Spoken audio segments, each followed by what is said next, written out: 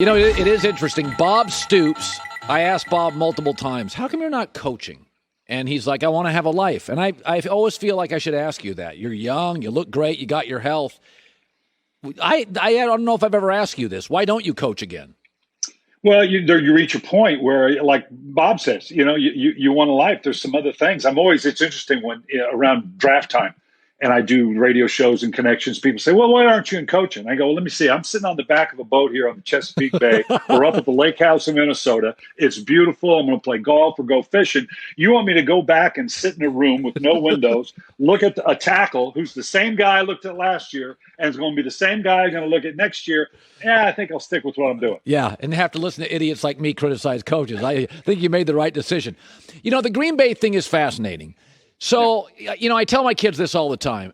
Grateful is a really underrated quality. And listen, I thought the Packers should have tipped him off to Jordan Love. It's not a responsibility, but I think it's what you do with a star quarterback. I don't care if it's Phillip Rivers. I don't care if it's Aaron Rodgers or Brady. Hey, we may draft a guy in the first or second round at quarterback. It's a delicate position. There's egos, blah, blah, blah.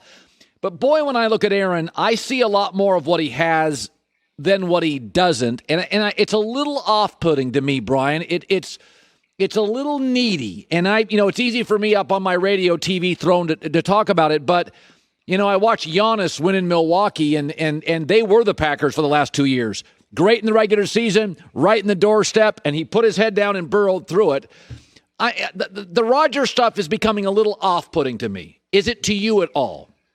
Yeah, and I think most fans, and the difference is that at this time of year, we're always talking about somebody that's holding out because it's always going to be about the money.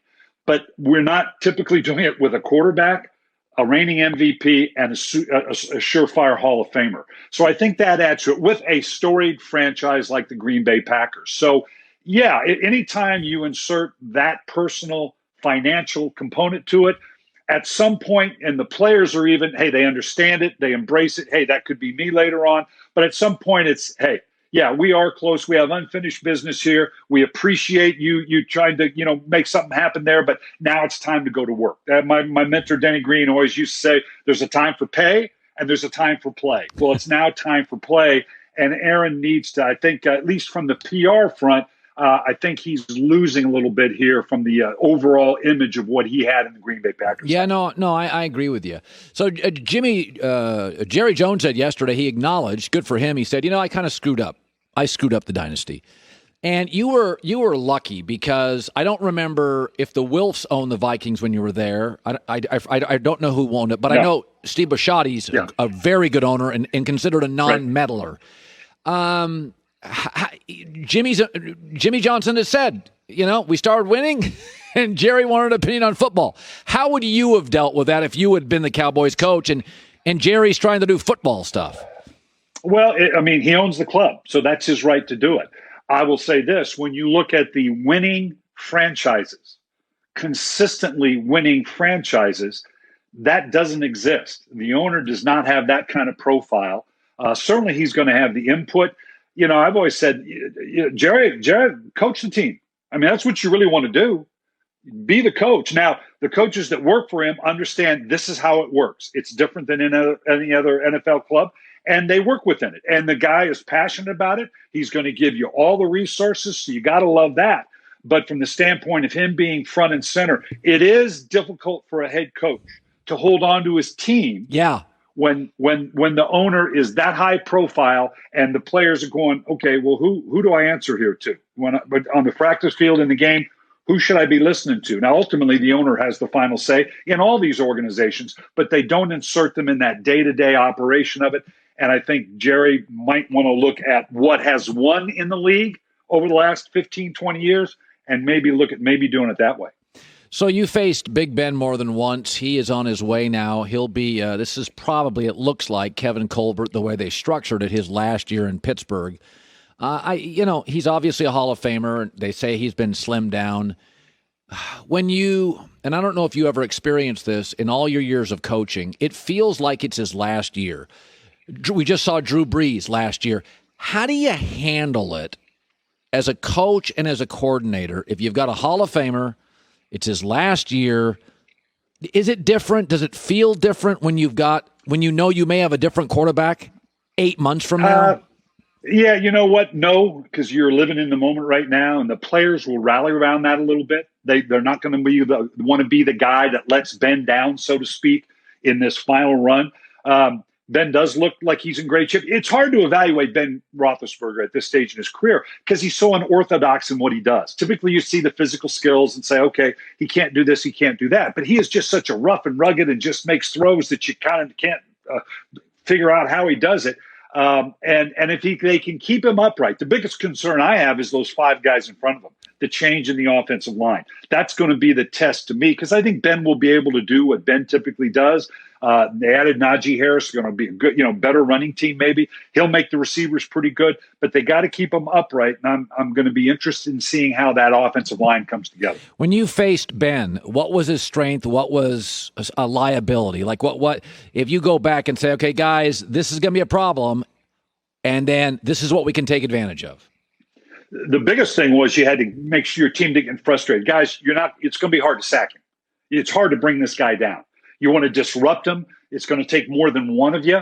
We got to have a defensive line meeting at the quarterback because he's going to shrug you off. You can't let him extend those plays the way he does.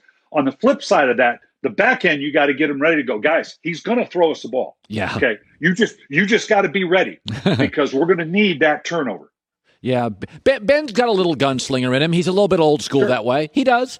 So as we go into a season and we go into camps, and camps are starting around the NFL, McVay has a much lighter preseason. Sean's like, there'll be no pad days, and he's not going to play starters.